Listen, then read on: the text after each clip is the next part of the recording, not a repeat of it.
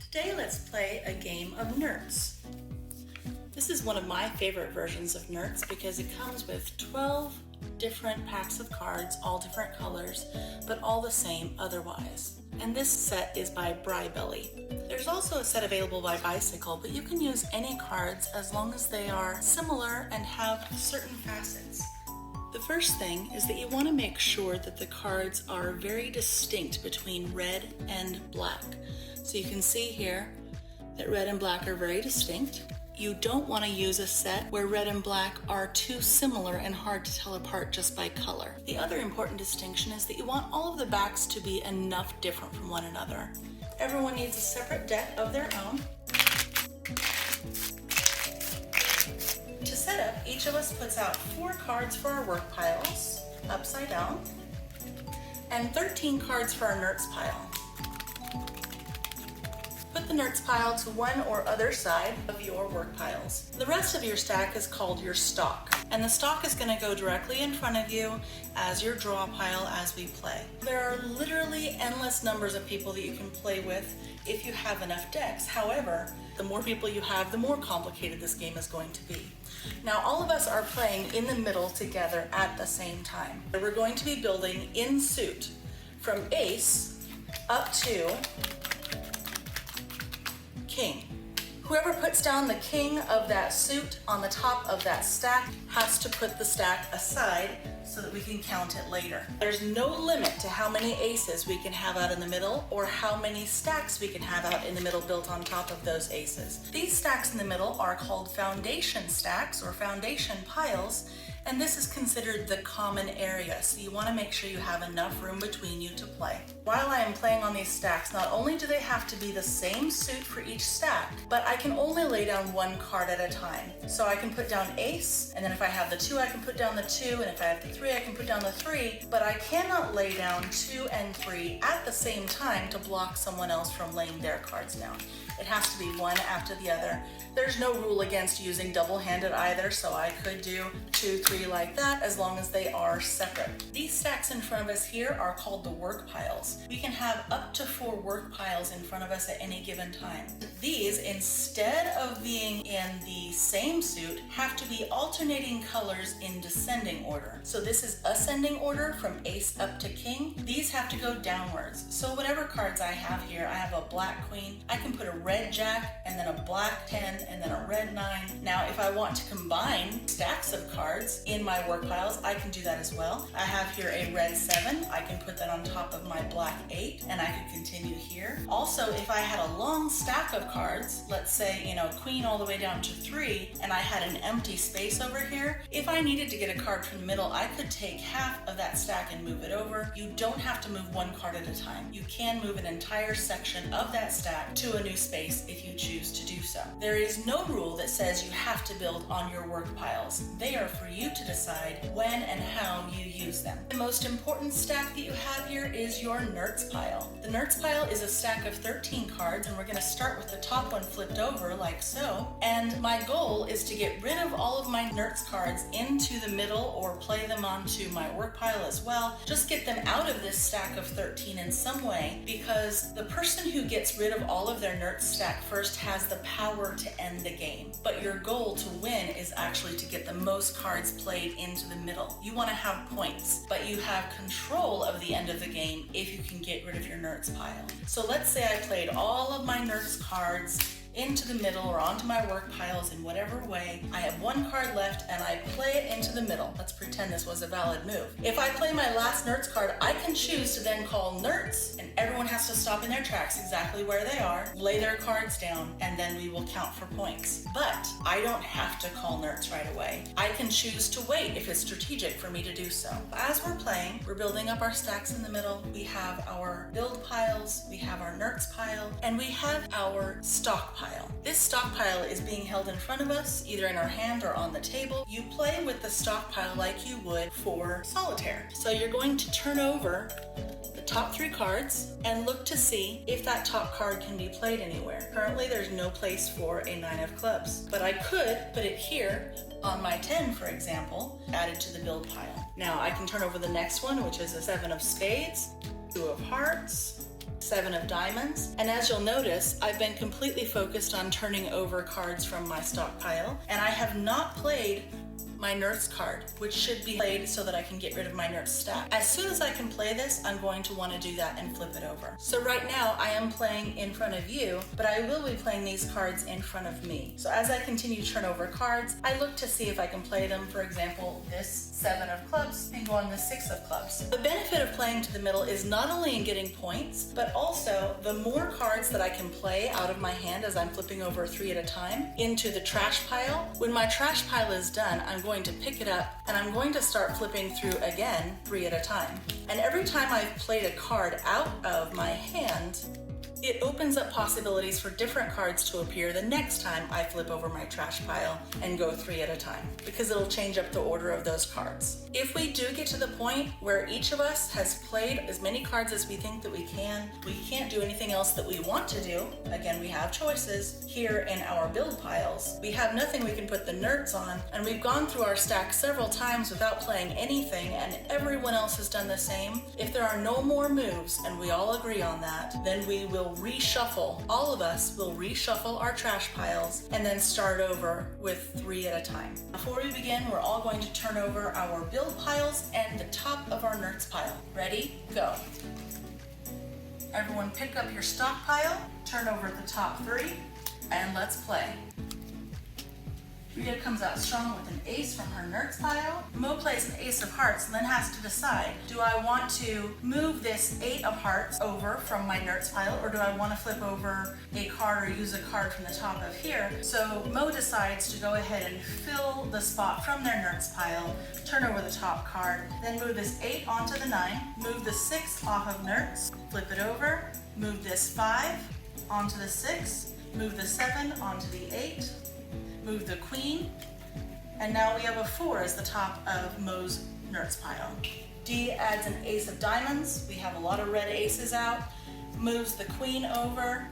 Then we have a jack here. Sam has decided to use a little bit different strategy. Sam is one who does not like to hide any cards in their actual build piles. So Sam is going to keep them uncovered as Sam is playing. That means that they need to be a little bit faster than everyone else to be able to play cards, since they don't have cards visible, and it makes it a little bit harder to keep up with everyone else, but it also keeps their cards from being hidden when they need them. So Sam cannot currently play this 5 anywhere. No place for the 5 of diamonds, no place for the king of clubs. Rhea's gonna move this 10 onto the jack since it's red on black. D has the ace of clubs, 2 of clubs, move the jack, flip the Nertz. There's another ace. Mo is able to move this 6 over onto the 7 and continue that streak down. Move the 4 off of the Nertz. 6 on a 7, 5 on this 6, 4 on this 5. Move that jack out of Nertz. Flip the 8. We have a red 10 to go on that black jack. Now we're getting a lot of cards into the build pile, but hardly any in the middle currently. Moving that red jack.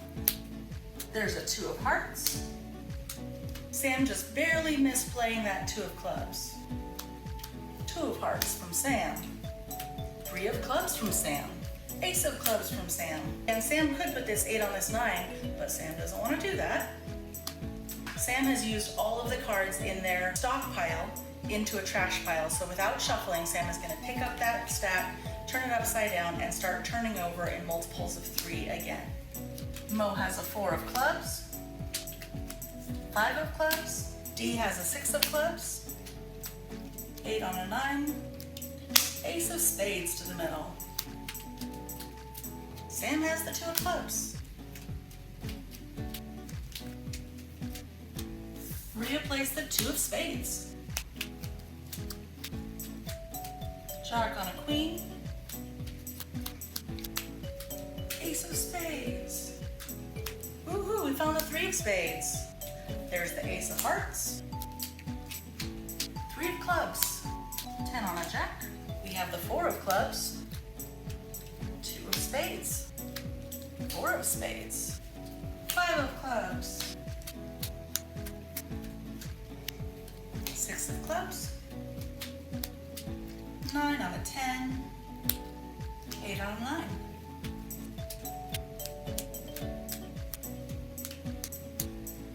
9 on a 10 moves the 8 out of Nertz. And we have a king and an ace of clubs. 7 of clubs, 8 of clubs, 2 of clubs from Mo. Now Rhea actually has one less stack in her build pile, so she can go ahead and move this 7 out of there from her Nertz onto the build. Ace of clubs, 3 of spades, 4 of spades, ace of spades, 2 of spades, 7 of spades over here on this 8. That opens up this 9 of heart to stack as well. And we have a 5 of spades and a 2 of diamonds. There we have an ace of diamonds. 9 of clubs, 3 of spades. Get that 6 of spades off the Nertz stack. 2 of clubs, 2 of diamonds, 3 of diamonds, 7 of spades, 8 of spades.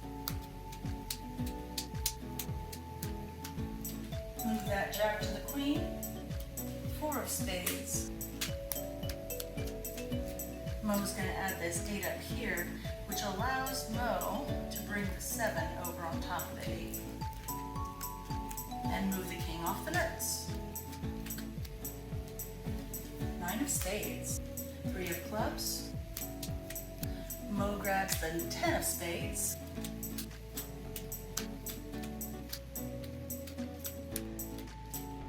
Jack of spades. You notice that we have a couple of queen of spades hiding, this one here and that one over there, where if these players have been playing like Sam is playing, those cards would not be hidden right now. But Sam has less cards to play overall, or at least less cards that they can see. 3 of hearts. Mo coming in with the 4 of hearts. And another 3 of hearts. And a 4 of hearts. Rhea sees an opportunity with the 4 of clubs, moves the jack over, opens up the queen of spades. 5 of hearts from Sam. Dee's got the 6 of hearts, and the 5 of clubs, and the 2 of diamonds, and the 2 of hearts. Rhea's got the 7 of hearts, Sam with the 8 of hearts, and Dee finishes out the first stack with the king of spades. Moving the 8 onto the 9, the 7 onto the 8, flip the Nertz. Oh, we can play a 3 of clubs. 3 of diamonds, 5 of hearts, 6 of hearts, 7 of hearts, 9 of hearts, 8 of hearts. Move the 10 of spades up, move the 9 over on the build pile. Actually put this 7 on this 8. 10 of clubs.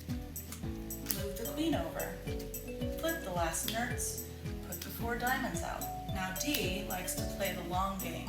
So she moves this queen over onto the king and moves this jack onto the queen. And now Dee has only used 2 build piles and has 2 open for whatever they need. And although Dee has the option now to call Nertz, they're going to keep quiet for a minute and see if they can get some more points. Sam has the 5 of diamonds, the 10 of hearts, the 6 of diamonds, 7 of diamonds, the jack of hearts, and now Sam's going to fill in some of those build piles with a jack of diamonds and a 4 of hearts. Dee goes in with the 8 of diamonds, Sam has the 9 of diamonds, 10 of diamonds, and jack of diamonds. Flips the 3 of hearts, plays that, flips the 4 of diamonds, plays that, flips the 7 of spades, puts that in the build pile, flips the 2 of diamonds with nowhere else to put that, but does have a place for this 4 of hearts.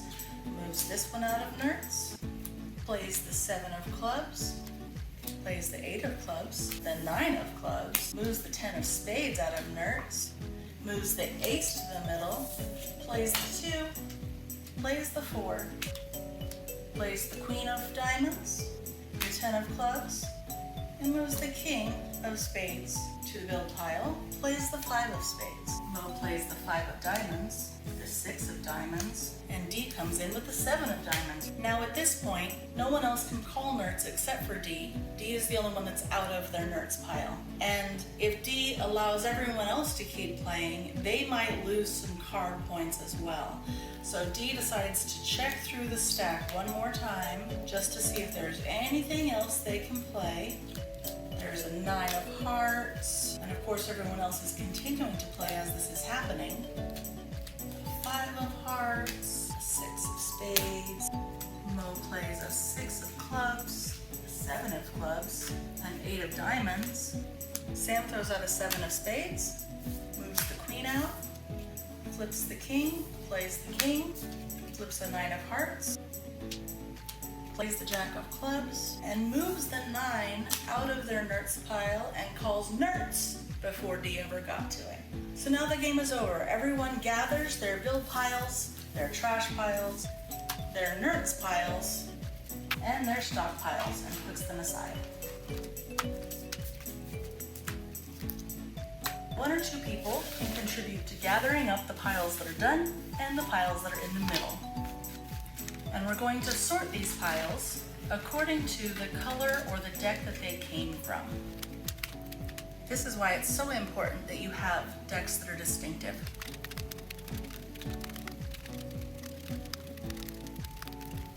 Each stack should be counted by someone who was not playing that deck. And count the cards.